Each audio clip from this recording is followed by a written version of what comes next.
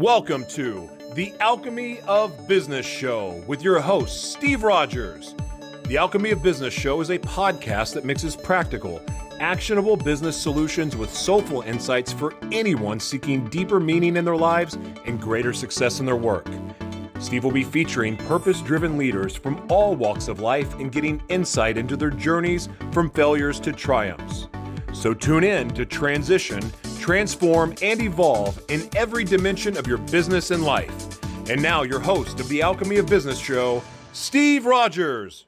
Hello, everyone, and thank you so much for listening in or viewing here on the Alchemy of Business, where we always are talking about making wiser decisions, creating greater profits in your abundance in life, and also, most importantly to me and many others, is higher purpose. How are we really following our higher purpose and making a difference in the world? Well, the guest we have today is doing that at a very high level, and I'm thrilled to have her on the show.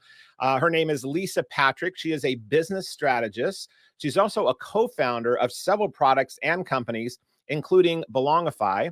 She is a co-author with Hall of Famer Jim Cathcart of Intelligent Curiosity. She's an award-winning podcaster herself and hostess, producer. She's a speaker. She most recently, very well deserved, honored the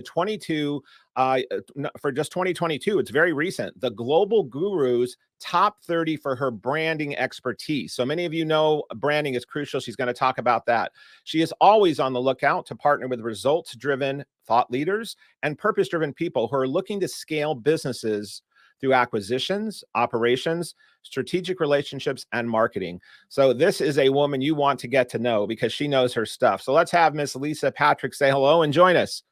Hey, Steve, it's great to be here. And I think I just gave my Canadian hey away. Well, welcome from my north, because I'm in San Diego. So I'm waving across the country and up to you. Sounds good. And how are you doing there in Canada? How's everything going? Well, we're doing amazing. We got lots of white sand flowing around, and hopefully that will soon melt. So I'm excited to be here. Are you taking advantage of it in playing in it as far as snowboarding, skiing, making snowmen, anything like that? Yeah, exactly. Well, my snowman days are over. My daughters are a little bit older now, but definitely the skiing portion of it for sure. Any grandkids? I forgot to ask that earlier. No, I don't have no grandkids. No, well, the girls are 16, so thank God. Okay, that's right. They're not old enough yet. Well, the grandkids on my end, I have a 19-year-old, a 11-year-old, a 5-year-old, and a 3-year-old. And Wow. I get to now relive being a teenager or a kid through them, going through playing in the snow. We just went up to Big Bear 2 weeks ago and took the sleds and went up there, going to the beach and making a sandcastle. So you definitely have something to look forward to. Yeah. And I knew you didn't look like a grandma, but I was a grandpa about 18 years ago by adopting, because my son adopted somebody. So you never know in these days. You never know. It's exactly right. But I appreciate the sentiment. You're welcome. Well, let's talk about a little bit more about you. Now, I gave you some intro on the bio, but let's have the audience hear from your perspective when you're explaining kind of who you are and what your passion is and what you do with your life on a daily and weekly basis. Tell us a little bit about who you are and what you do with your energies and your talents, and so we can learn more about you from your perspective. Oh, thanks, Steve. You know what? I believe that everybody's story, whatever it may happen to be, really is about trying to make somebody else the hero of that story, right? And it's never about me. It's always about the other person. And so I'm intuitively very curious about other people. And I really hate to talk about myself, quite honestly. I like to learn more about, who's Steve and what makes Steve tick. But most specifically, you talk a lot about purpose. And my purpose really is to help others move forward in their greatness. I want to be in the shadow of their greatness, not mine. And so that takes a lot of questions and answers and just sitting and listening, really listening to people. And from that, you find all kinds of sound bites and wonderful gems that you can build businesses from. So very true. Well, I know you're not only great at listening to people, but you also are helping people figure out how to define who they are, what their businesses are, and what they do, and also then in branding. So I want to definitely get into a few minutes about the expertise you have of pulling that out of people, because their story, them being the hero or the heroine, is part of what makes businesses work well. It's part of what attracts customers or people to others. And so on your own journey, when you realized how important it was to find out more about others, or what makes them tick, or what's their own story, where early in your days of teenage years, high school, wherever it might have been, college, where did you realize that something happened in your own path that realized you were maybe not being listened to, or that you were seeing how you didn't appreciate others handling stuff, and you said there's got to be another way? Is there something that kind of went, wait a minute, that doesn't feel right to me, or wait a minute, people deserve XYZ? So I'm just curious how that zest came for you to want to explore that way. Yeah, nobody's really ever asked me that before, Steve, and I appreciate that. And, I have to ponder that for a moment. But I do know, as a little girl, I was always very curious. I'm, entrepreneurial family. My mom and dad, my mom was a nurse and my dad was an RCMP, Royal Canadian Mounted Police. When they met each other and married, and then they bought a farm and they quit, their day jobs and became these amazing entrepreneurs. But I was an only child. And so I think as an only child, I looked at things very differently, right? Because I never had that interaction with siblings and so forth. And so I was an old soul at a young age. But I was always wondering why people did what they did and how they did it. And I think that's just intuitively part of my nature. And so sitting and listening and really just being conscious of my surroundings and, asking questions that others weren't asking is really, I think, where it all started. And, fast forward many years later, I'm just, I love people.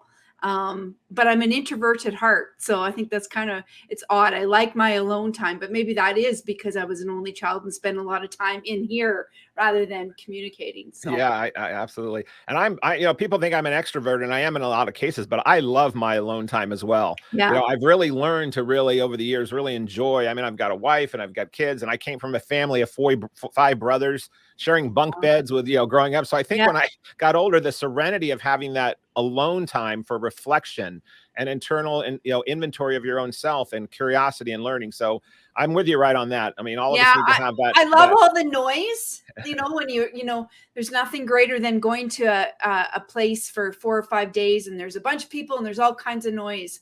But for me, it's like, okay, enough. Like I need my time alone. Right. And I get not so I get a little cranky when I don't get it. So yeah, absolutely. Have you incorporated in your own practices any kind of a daily or weekly ritual that is your, like your routine of going internal, or any rituals you do?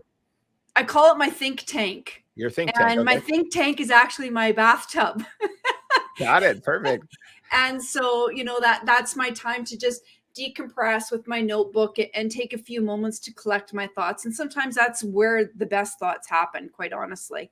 Well, that think tank, is that what brought you to the 4 pillars and your philosophy that you started building in that think tank? Is that where they started developing? No, that's an interesting question. I think that's like most things, right? It took me a long time to figure out my why. I knew that I was getting up in the morning, I was doing the things that I like to do, helping people and this abundance mindset, but I really couldn't articulate what my why was until actually just recently. Quite honestly, I found a business coach that really just could pull it out of me in a unique way. And I think that's really important, is that we all need to surround ourselves with specific types of people to help us along the journey. And so once I figured that out, what those are my grounding. Those are the legs on my table. Those are what hold me fast. And when I'm in a state of confusion, or when, we feel like our backs are against the wall, and it happens to all of us, right? That's what's really grounds me and says, okay, I need to, figure out, am I living my purpose in this moment? And if I'm not, then how do I adapt my behavior to be living in that purpose, regardless of whether that's good or bad? I love that. How do I adapt my behavior to live into my purpose? Yeah. I love that. Well, I have to have that as a hashtag in one of the show notes for sure. Obviously, this path and this thinking that you have has led you to create some good success for yourself in helping others. So I know Noel, who is our engineer there on slide 4 there, it popped you on magazines. It's popped you on different places you've been featured. So Noel, let's pop up slide 4 there. Tell me about how that thinking of having this looking for your aligned purpose brought you to being disruptive, because it sounds like maybe one of the things you found is that when you're finding your purpose or you're looking for these paths with people, sometimes that is disruptive, and you've become kind of a specialist in that. So can you talk about how that journey of pulling that out of yourself or others leads to this sometimes you have to be fearless in going on that exploration internally or in your businesses to really look under the hood of yourself or your business and figure out what's working and whatnot and how you can overcome. So you do that with pillars of success. You do that with philosophy. You help people dig in their brand, but you also end up on different things like this, being in this Authority magazine, of being being a female, but being in the disruptive space. So talk to me about the disruptive space. And then I want to come back and not forget about asking you about your mentors and coaches, but let's jump on this first. Well, I think disruptive is a word that is, I don't know how to explain it exactly, but I think, we're not disruptive. If you do the ordinary, really extraordinary, you're disruptive, because most people don't take the time to do the regular act. It's like the follow-up. Think about the follow-up, Steve. If you're in the follow-up of us, most people, don't do follow-up really, really well. They have a conversation. They spend a lot of time, trying to get on that phone call with somebody, and they have a great phone call, and then they drop the ball afterwards. Well, being disruptive just means do the normal really, really well. And then you are disruptive because 95% of the other people aren't doing the normal really well. So I don't know that you need to have this big, massive, disruptive thought or, strategy. I think you just need to really understand what the normal is and do it really well. And then when you're looking to realize, okay, I'm doing this really well, and I'm at the top of my game in my industry, and that maybe is indicators because of customer reviews, growing business, increased profitability, expanding more products. What then, like even on the cover of this magazine, it says 3 things you can do to continue to shake things up. Like once you're doing the norm really well, what are things that you then also do to help people raise the game even further? And whether that's shaking things up internally with themselves or business, or that's shaking things up in the industry, what can people then do from there? I think that you need to understand people. We are in the people business. And I know we hear that often, right, Steve? We, like be people first and people driven. And when companies are looking and individuals are looking at either starting a brand or they already have a brand, they're looking at rebranding, they're looking at their messaging. You have to remember that people buy from emotion. They don't buy from features. They don't buy from benefits. Those are the byproducts, right? And if you're always talking about delivering value, then you're just talking about delivering value. You're actually not delivering value. You're only, you're the mouthpiece, but you're not actually taking the necessary action. And your action should always speak more than any of the words that you actually come out of your mouth. And so I think people often, you need to take a lot of action in order to actually really, truly add value to somebody's life. And part of that is actually taking a moment to actually listen to your customers. I love that. Yeah, we are in the people business, and remembering that every day, and then the action. I mean, I think Nike summed it up one of the best ways when they came up with that slogan of just do it. But knowing what to do with a purposeful intent is crucial. So we have to wrap up the segment. We're going to come back, but let's make sure everyone comes back and listens to more about Lisa, about purpose, about people, about taking action, about raising the game. I'm going to come back and ask her about some of her mentors and some of the coaching she's received. But then I want to jump into, she's got some real expertise on understanding brands, understanding how people are adapting to brands, and maybe how to help you even consider reshaping or looking further in your own brand. So come back and join us. We'll be right back on the Alchemy of Business.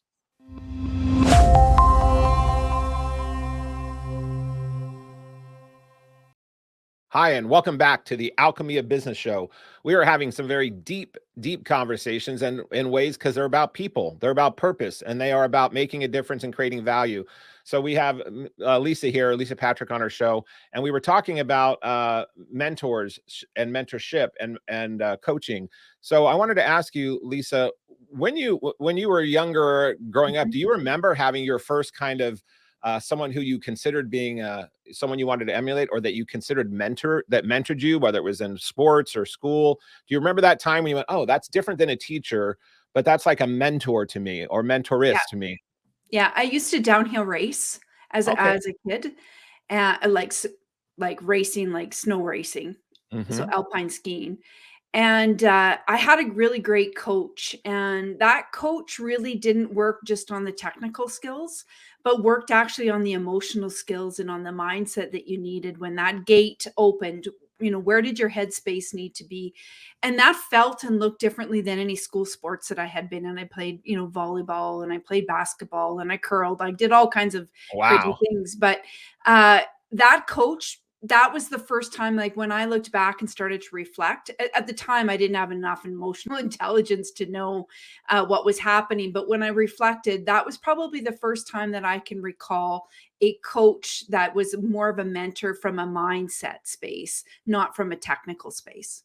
And did you find that when you did tune into that, your emotional intelligence, and we're going to in later segments talk about emotional intelligence, intellect, Yeah. spiritual intelligence, Yeah. artificial intelligence, but when you started clicking into that, did you realize that this person that was tapping into that side of you, even if you didn't know how to define it at that time, was it changing or helping your performance in a significant way? Yeah, I did 100%.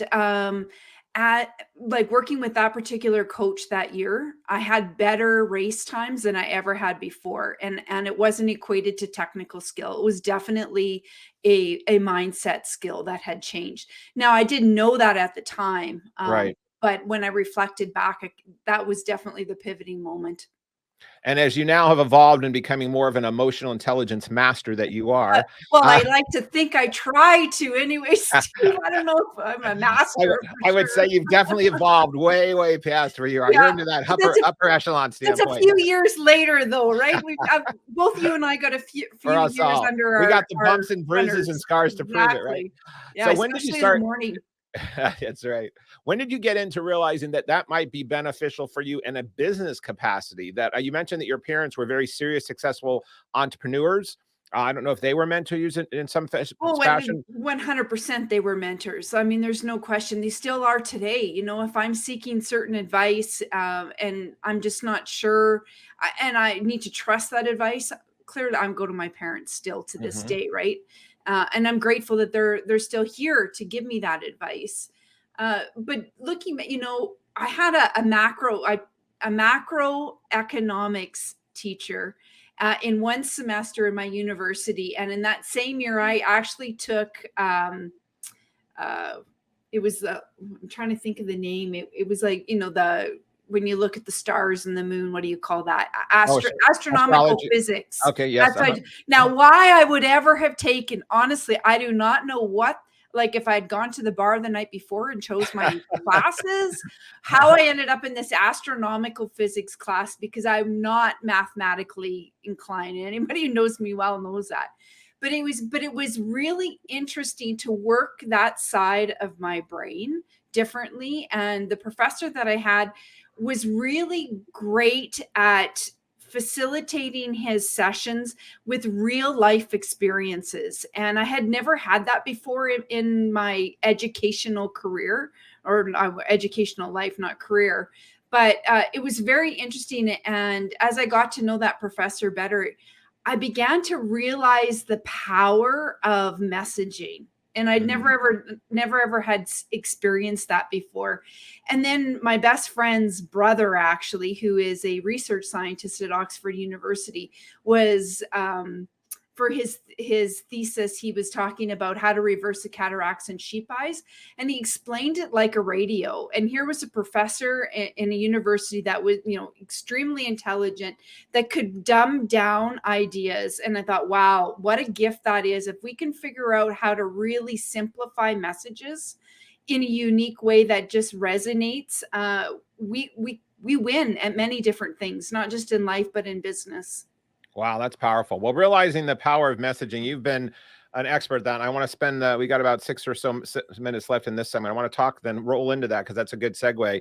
You were just noted in the, there's a global designation that they have for people, whether it's in teaching or business or entrepreneurship, leadership, thought leadership. Yeah. And you were just awarded in the branding category in the top 30 gurus and number 17 in the global world. So how did you get on this path of understanding the importance of messaging for your own messaging? Or how did you get to this place that you're looked at now on this level? What is it that you do for your clients, or in this importance of finding messaging, that you make it simple like your professor did, that took complex things and made it more simplified? How do you do that? The best advice I ever got was from an amazing woman. Her name was Patricia Fripp. And Oh, I know Patricia. Yes. like the best advice I ever got is Patricia sitting on my shoulder telling me, Lisa, specificity builds credibility. Don't use words like stuff and things and I remember her telling me, and I yes. Right? Like, and she's known for that. But every time we'd have a conversation, when we were doing business together, she would correct my vocabulary, the way that I would present and articulate my conversation. And so lots of what I learned early was really some of the work from Patricia, just really thinking and listening and simplifying messages and being very specific about those messages. Yeah, Patricia's great. I remember going to a conference that she had for about 30 people. It was in Las Vegas. It must have been 20 years ago now. And it was where we had a 3-day weekend. It was about fine-tuning your own messaging. And from a speaking standpoint, you had to get up in front of the group and do a speech. And then they videotaped it, and she critiqued you in front of everyone and gave you and she's brutal. She is so good. But she's so good. She's so empathetically sharp though, in how it's like, whoa. And it's so clear and so valuable. But it was like the difference that I saw in people from, say, Friday afternoon till Sunday afternoon of getting more specific, their messaging and in their presentation skills. Patricia Fripp, we'll put that in a show note as well, because she's still out doing her work, I believe. She's great. She is 100%. She's still the Spitfire. Yeah, she is. Well, that's another form of your mentoring and coaching and stuff that you get to help better. So when people are looking on their, what have you seen that's changed in messaging for, and you were talking earlier about your segment about people and the value of people and about the emotional connection. I know one of the things that you have done a lot of work on is some of the work that Tony Alessandra did with the Platinum Rule, which also I'm assuming helps in branding. I went through that program and some of the stuff that Tony did, oh God, many, many years ago when I was managing real estate companies and real estate agents. And we taught that in our sales programs about the Platinum Rule, about understanding the analytical, the amiable, the controller, et cetera, and how personality styles from either one-on-one presentation or in marketing can really help. So let's show slide number 6 there. And what makes humans tick. How did you meet Tony, and how did you incorporate some of his work into your branding work that you do?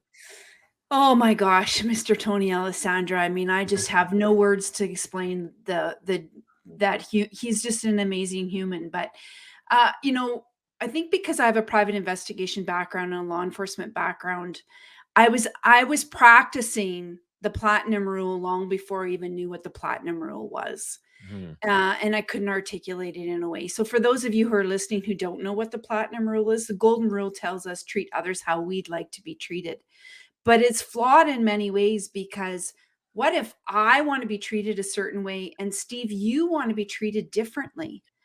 And I'm treating you like I want to be treated. My message is never, ever going to sink into your brain because you're so busy trying to understand what I'm telling you, because I'm speaking in a language that's foreign to you.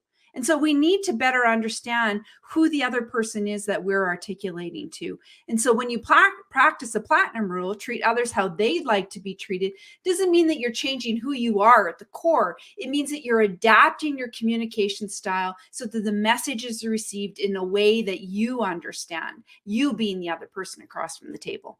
And it's very powerful. It's not only powerful in the power of language and conversation, but it's powerful for branding.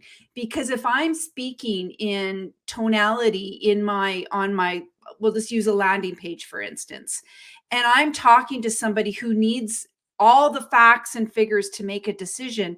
And I'm being very direct and I'm being very ideation. They're never going to make a decision they're going to leave long before you even get to the selling proposition. So you need to really understand who your target audience is and who you're speaking to, and then speak in that language, in that conversation, not from a place of what you believe it to be true.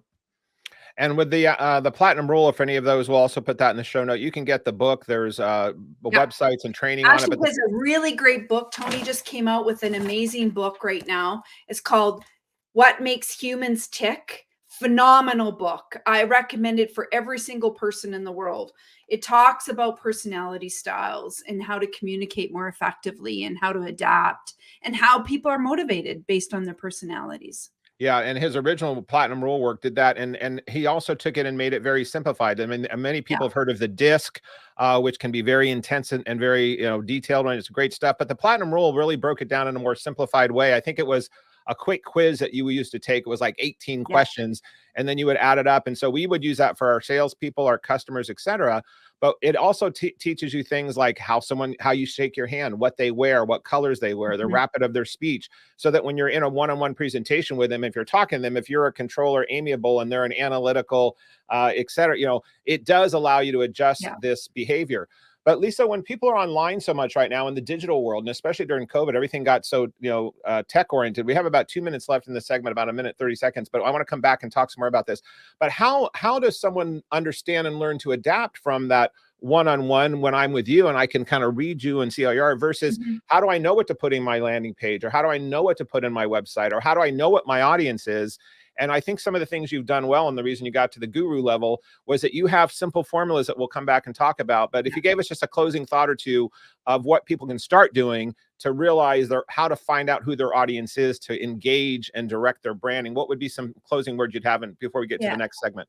Imagine how that person feels after they've worked with you, after they've had your product.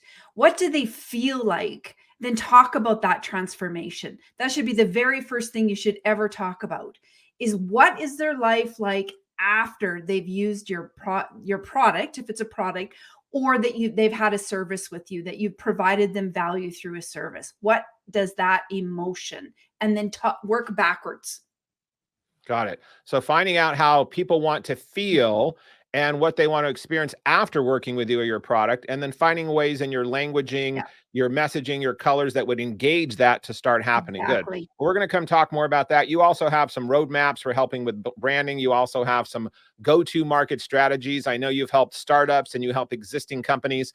So I want to come back and we'll talk more about incorporating this. You also have ways to incorporate this into a leadership standpoint, because really what you and I know is that it starts at the top, and sometimes the top is yourself as a solo entrepreneur. Sometimes you are the top if you're a solo company, but sometimes it is large organizations where you have employees and salespeople. So figuring out how to get this messaging through the organization and to help leaders equipped to connect and contribute are things you do really well on. So I hope everyone will come back and listen in on the Alchemy of Business show. We'll be back more with Lisa and digging deeper on some of the branding things you can do to help bring more customers that fit you in an emotional connection way that you both will enjoy. So come back and join us. Thank you very much.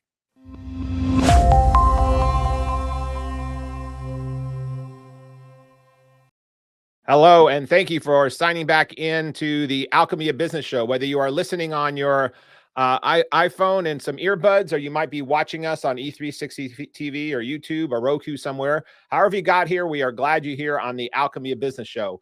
We are here always talking about wiser decisions, creating greater profits in your life and work, and then also higher purpose.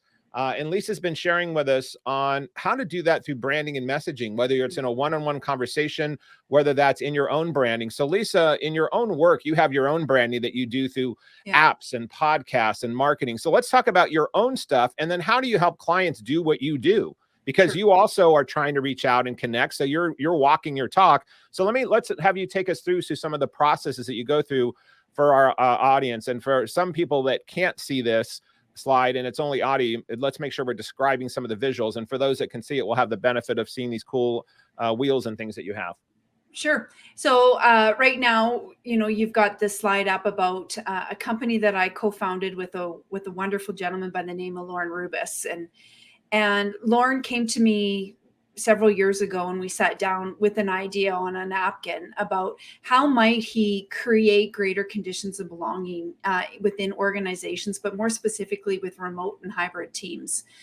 And what would that look like if we were to take the system that he'd had the 40 years of corporate experience sitting in the C-suite and working with multiple companies and systemize it in a way that you could bring it to market?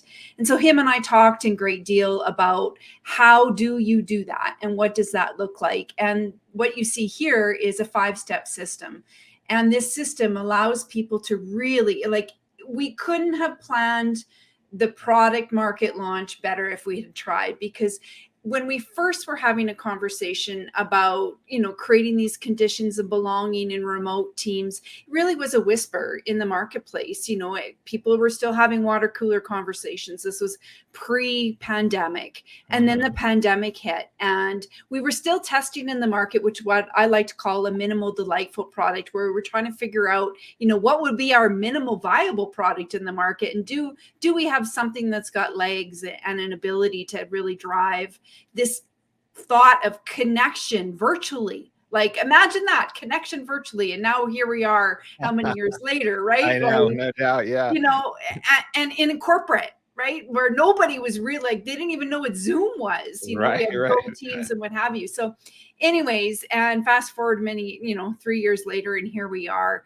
But the idea really is about creating those conditions for people to thrive, to have moments of, at one particular team, and no names, but the actual CEO was there with his C-suite, and there were 10 members at the table, and he learned things about his team that he never knew, and those conversations would never happen at the water cooler. He learned 15 years working with one of his colleagues, very specific family details that he would never have asked those questions. And those conversations are about people. And when you can show up as yourself, and you can contribute, and you can be recognized, and you can fail and still move forward in those team environments, it can happen virtually, and it can happen in a hybrid team as well. But those create magic in a team and in the performance of that team. And not just in the team, but across teams as well. We've had teams that have come in and done, one division and another, and broken silos of conversation and connection and contribution with each other, to the point where when we're done our sessions, they keep continuing to have those meaningful conversations virtually. And that's so important. And that's about people. That has nothing to do with systems and processes and getting work done. It has to do with being, aware and open to having those conversations. And people will just want to connect now, I think, more than ever. Yeah, that's so true. Well, this graph that we'll also have in the show notes is a link. It's got 5 different categories. One is connect, 2 is contribute, 3 is then to clarify, 4 is to differentiate, and then 5 is to advance. So which of those categories of the 5 do you find that is there a certain one of those of that pie that people get stuck on the most, or are they pretty spread out of connecting things? Yeah, you know what? It's interesting that you asked that, because of the teams that we've done, we always ask the question, which of the 5 sessions was your favorite? And everyone has said something different. So I think it depends on the person emotionally, where they are. Maybe they're having trouble clarifying their own individual purpose to the company's purpose, right? Or maybe they're just trying to figure out, how do I differentiate, because being the same is not working. And we need to figure out, what does that look like as a team? What does that look like as an individual? Or maybe it's just connection, and it's having those meaningful conversations and being vulnerable in the moment. A lot of leaders are afraid to be vulnerable, but vulnerability can move mountains very quickly. And we're all just human. We're human showing up at the table first. Yeah, absolutely. Well, and I found vulnerability even in my own path when I was rising the corporate ladder, going from being a manager to an executive to the CEO of a Warren Buffett, Berkshire Hathaway company. In the early Yeah, days, I thought, oh, I've got the suit and tie on. I'm the leader. I have to stand in front of the room and give the exactly. speeches Yeah. like I know everything, and they have nothing to fear. And it was when I started becoming way more vulnerable and started becoming more adaptable Mhm. as part of it actually was from a life-threatening thing that I had happen, and the whole company knew about it, and I had to stand in front of an audience of almost 1,000 people and come back weeks later and live through it. But talking about what it is like from that, and being on a stage about how certain behaviors can lead to things that are Yeah. not good for us in our lives, and it led to some really standing in front of a group of people, just kind of being raw, and it changed the trajectory of how I interacted from that point forward in meetings, conversations, Yeah. emails, phone calls, 100%. because the empathy and the concept and the knowledge and the wisdom and the insight that I got back from people, they noticed a significant change on how I switched from being the suit and tie guy that was positive and upbeat and we can do it all, to also then being vulnerable and receptive and to a degree wounded in a way to have a wounded leader still be able to lead the group. So it was a very powerful shift for me. So I appreciate you bringing that up. Well, I think it's important that we are all human, right? We all make mistakes. We all fall down. We all need help getting back up. And doesn't matter if you have $1 billion in your bank account or you have $1 in your bank account. We all still have the same human troubles, and we all want a place to belong.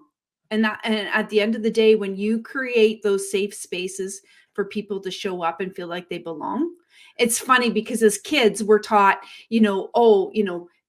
try to fit in, try to find your tribe, try to be who everybody else is, right? Or at least that's the image that we think. But yet as adults we're always trying to stand out and look different and sound different and be different, and so it's kind of ironic. It is. It is. And the world is more and more open to diversity, Yeah. difference, uniqueness.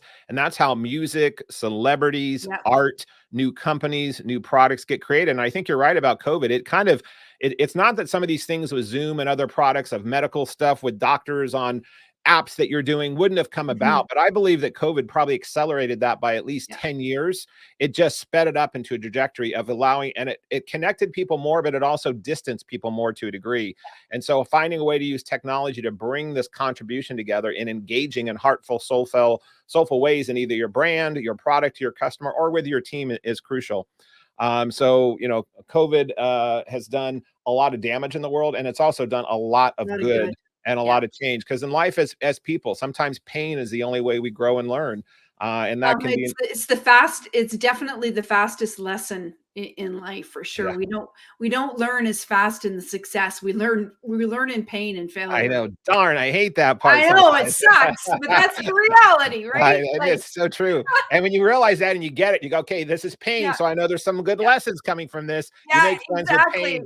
Yeah, And you might not see them right away either. I that's remember right. once a long time ago, somebody says, "Oh, you always find the silver lining in everything, right?" And I'm like, "Yeah, but then what's the point if you can't find a silver lining? Then you haven't learned a lesson, Yeah, yeah, right?" exactly. Like so.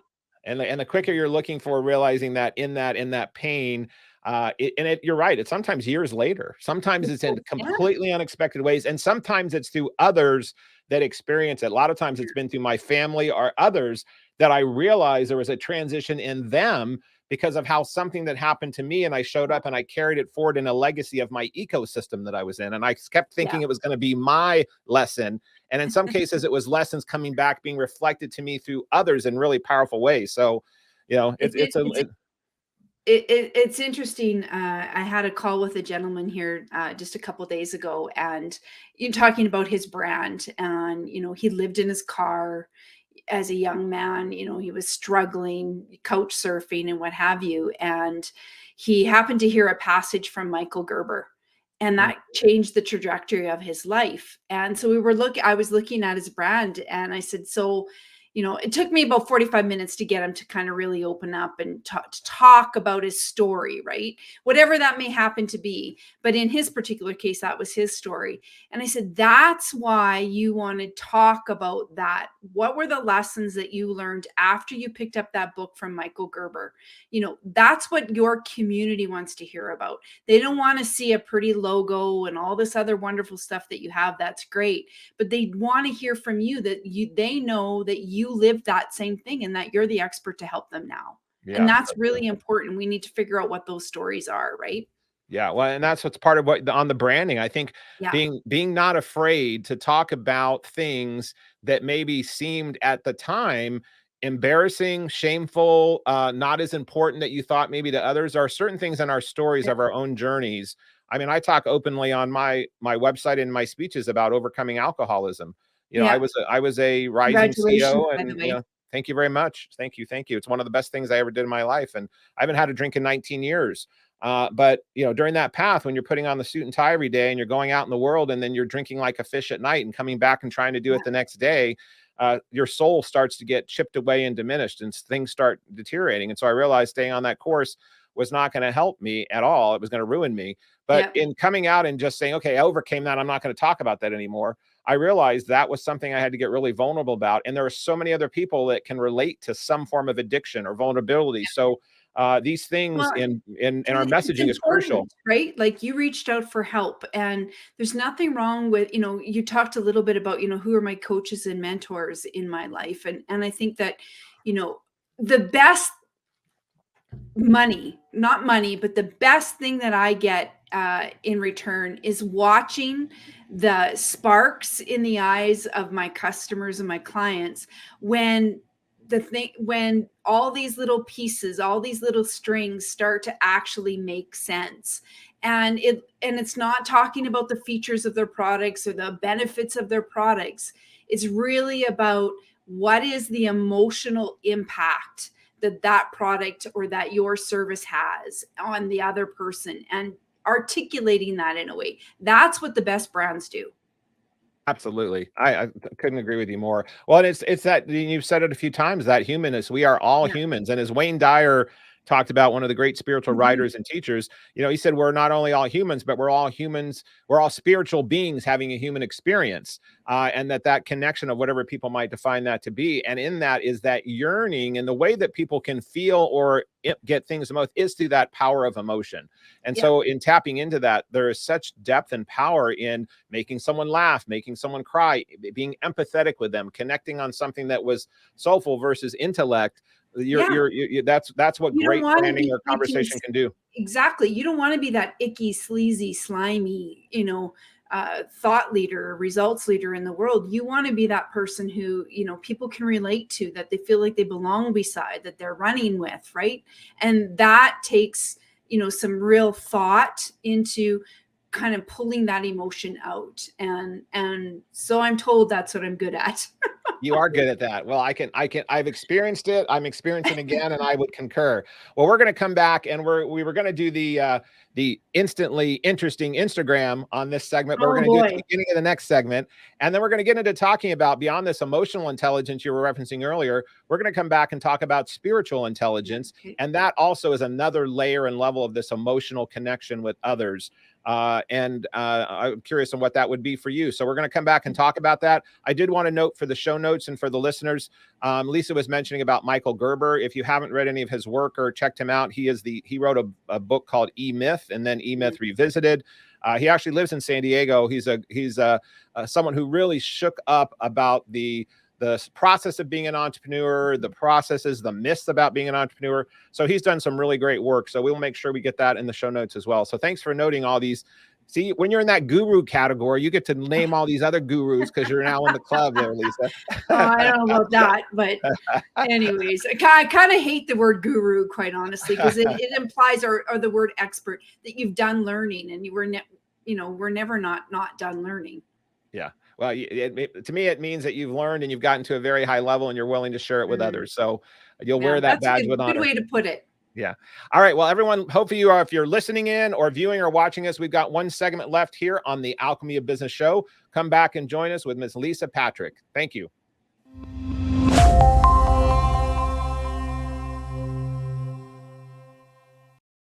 Thank you for listening back in on the Alchemy of Business Show. If you're viewing or listening, we are glad that you are back. We're here with Lisa Patrick, who is a serial entrepreneur, a teacher, a podcaster, a writer, a global guru on brands. We've been having some fascinating conversations about what makes her tick and how do you find out what makes others tick, and then how can you pull them into your branding, your conversations, and the way you interact with others for your products or your services, or just having a more engaging life.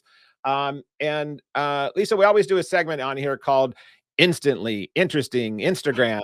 I keep wanting this booming voice. We're going to get over the podcast with music at some segment, like it's this segment. But we know that social media and Instagram and various things are ways that people are connecting. And I know you do stuff with yourself on social media and you help others. But we went through and we pulled out, we have only 3 quick rules here. And if you can't see the screen, I'm going to read these off for those that are not viewing. All we are doing is we go take a quick dive on the photos of our guest on their Instagram feed. We then pull up a couple just interesting photos without any context. And then we ask the guest to share very quickly to tell us more about what's happening in that particular photo in that moment. So we are going to jump in. And so for those that can't view this, I'm going to go ahead and describe this. So this is Lisa looking out of a window. She looks like she's in a very tall building. It's a little bit of a hazy sky, and it looks like she's so intent on something. I have no idea what she's looking at. So what was happening in this photo, Lisa?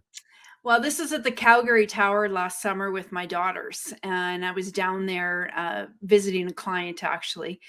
And I was looking out the window and I was watching all the people on the street moving around. And I was thinking to myself about my daughters and how lucky I was to be there in that moment with them. And what was the legacy? How was I going to continue to be, showing up like all these little people scurrying around below for my girls, and what would that look like, and the weight of that, right, of really just being a great mom, a good businesswoman, a wife, a daughter, and what does that feel and look like? And I was just reflecting on those thoughts.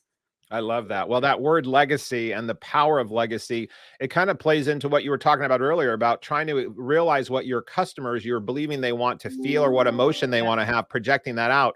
Our legacy is even that in a bigger 50,000 foot level for our life. And if you're living into your life and that big thinking like you are for your daughters or others, and for all our listeners or viewers, what is your own legacy?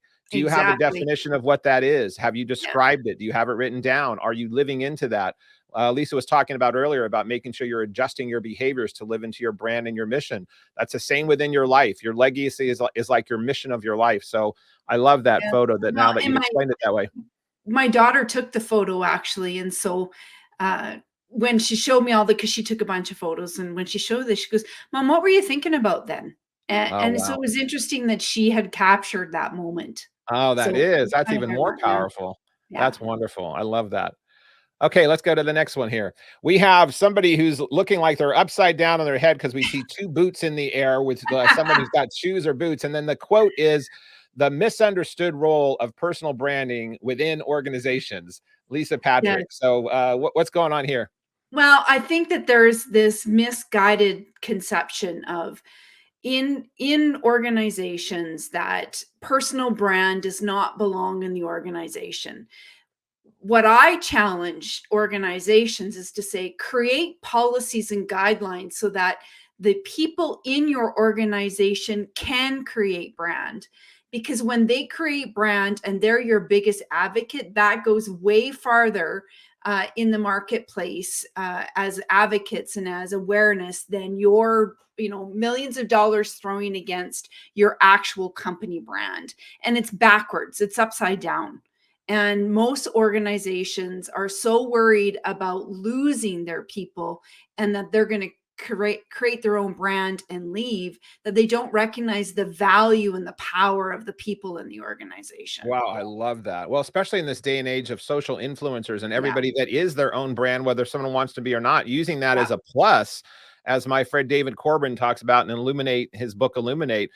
That is your best advocates, your people, your employees, and having them be your ambassadors. I love that. And that's why it's upside down. And that's why this person's shoes are up in the air and not their head. Okay, exactly. Good. Next show, we've got Lisa with her palm out into the screen that has written on her palm of her hand, kindness, empathy, invest in others with a little heart there. So where were you Yeah. at here, and what's this about? Well, this is a good one. It was really about, I think that when we need a reminder, right? Being nice looks different than being kind. You know, being there in the moment for somebody is different than being empathetic in the moment. Just because there are a lot of people in this world, especially now, who are not alone, but they're very lonely. And we need to be investing in others, and that's from a kindness and an empathy perspective. And so that's, I wrote down that day, and I don't recall exactly. I know that something happened that day that I needed to write that down and talk about it. I don't remember what it was, but that is really the essence of that. Well, that's powerful and universal, and that's going to flow perfectly into our next segment, going into the Iggy, inviting good in. That's perfect. Was there another slide there, Noel, or did we have all those done? I think we had those done. Okay, well, let's jump into that hand up in the air about kindness and empathy, and Yeah. those words and investing in others. One of the things that I like to talk about on this podcast, because it's passionate to me and it's passionate to the guests that I have on, otherwise I wouldn't be aligning with them to be inviting them on the show, nor would they be interested in coming on, is about this thing that I call Iggy. So Iggy is inviting good in, or inviting Mhm. God in, with the acronym of IGI. And I came up with this after reading in my early days a lot of stuff from Wayne Dyer and Deepak Chopra and many other spiritual thought leaders that talked a lot about ego. And ego was edging good out, or edging God out. So I wrote this book called The Iggy Principles, and it's just a simple thing that I talk to people about. What's your Iggy? What is it that you define as your own spiritualness? I call that, spiritual intelligence. We have this thing you were talking about earlier there. If you can see our screen for those that are viewing, we have a brain here with a side of someone's head, like in just a figure here. And we've got EQ, which is emotional intelligence. And Mhm. that's parallel processing on the right brain. And then we have IQ, that's been talked about for many, many years. And people take great pride in what their IQ is. And this is intelligence, where it's serial processing on the left brain. And then in the top of the brain, I've got a little illustration here of SQ, which is spiritual intelligence, which is basically synchronizing the whole processing within the whole brain. It's integrating the whole organic process and then tapping into the Wi-Fi signal of whatever that might be for someone. In their own definition of, once that Wi-Fi signal goes from your brain or your thought to somewhere else out in the universe, the world, I call that whatever that person's spiritual intelligence is. And how do they adapt that into their life and business? So, Lisa, that question for you: how do you define your own spiritualness or your own spiritual intelligence, and how are you using that in your life and work? Well, I believe there's a higher power. I don't know that it's God, or it's ape, or we came from apes, or whatever anybody believes. I do believe, though, that there is a higher power, and that, each and every day when we meet somebody, they're put on our path for a reason. And sometimes we don't know what that is, and sometimes we do know what that is. And maybe, 5 years later, 10 years later, we get to meet. Look, Steve, we met at Sherry Tree's bank code conference. How many years ago was that now? 4 or 5 years Yeah, I was ago? going to say 4 or 5 years Yeah. ago. Yeah. And here we are having a conversation today. Why were we put in that same room? Was it to have this conversation? Was it to have more conversations? Was it just to get to know each other? There are things in the world, in the universe, that are unexplained and happen for a reason. And there's always a lesson to it. And whatever that may happen to be, that's kind of where my spirituality lies, that I do believe that, we have a path. And we make choices along the path, but each choice is just like when we were kids, I don't know if when you were a kid, but we didn't have all this technology that Right. your grandchildren and my children have. And so Right. we had to have a book, and you got to choose your path. And every time Yeah. you rewrote the path, That's right. open the book again, you took a different path in the story, right? Right. Well, that's what I believe our life is a path. And every choice that we make takes us, down other paths. And had I not, at very early in my career, become a private investigator, met a gentleman by the name of Dave Rodwell, and met Patricia Fripp, I don't know that my path would look like it does today. It would look very differently. And so I think the people in our path are what teach us the lessons, and that's already set out for us. That's what I believe spiritually. And in that crafting of going on your private investigator thing, which not everyone can say they've done or do, did you find that curiosity that you had of investigating and being a private investigator was finding the ways to find more about those answers, not only in what you've been talking about branding or your business or for the legacy of your girls, that you had this internal intel chip that you had that caused you in this investigation of life or in people or helping others? I kind of feel like maybe that's been a common theme through you. Yeah, it has been. And where do you think that stems from? I love people, and I don't know if it's because I was an only child, and so I was always thriving to find, people to connect with, or I don't really know. And I guess maybe one day I'm gonna have to do the eat, pray, love like Julia Roberts did and go on my journey. But I just, I find people fascinating, and the more that I just shut up and listen to what they say, the more I learn, and it's profoundly interesting. Yeah, it is. Well, for me, my definition of spiritual, I'm also kind of more of a spiritual nut. And I just believe that I do call the universe God, but I just believe that God is the sum of all that is. God is just energy. So I just believe that's the sum of all that is. I don't see this white cape person up in a cloud somewhere. It's energy of all. And the only way that God can express his or herself is through us, through animals, through nature, through trees, through engagement. So to me, we're all expressions and extensions of that, just like cells in our body that are going around. We are that expression of that energy, of that universal higher divinity. So in that energy that's flowing around through you, through your daughters, through your clients, through your mother and father, what is it you're hoping that your legacy, as we're wrapping up here, we have about 2 minutes left. What is it you want your legacy to be, Lisa, as you're looking back in that window again 20 years from now, and your daughters are there maybe taking the picture, or whomever? What is it that you're really in your own habits and the things that you talked about earlier of correcting habits or having behaviors that go into your brand with your own life? How are you looking for your legacy to be here on the planet? Just that I made a difference in the in my children's generation. I won't make a difference in my children's generation. I think there are very few people in the world that really have a legacy outside of one generation. Very few people. Like you and I could name on our hands and our toes the number of people that actually, but to make a profound impact on my children's generation, on them and the life that they have, so that they show up as really good humans, and that their tombstone says, here lies, Georgia Patrick, here lies Olivia Patrick, and they were profoundly good people. That is a legacy for me. That's powerful.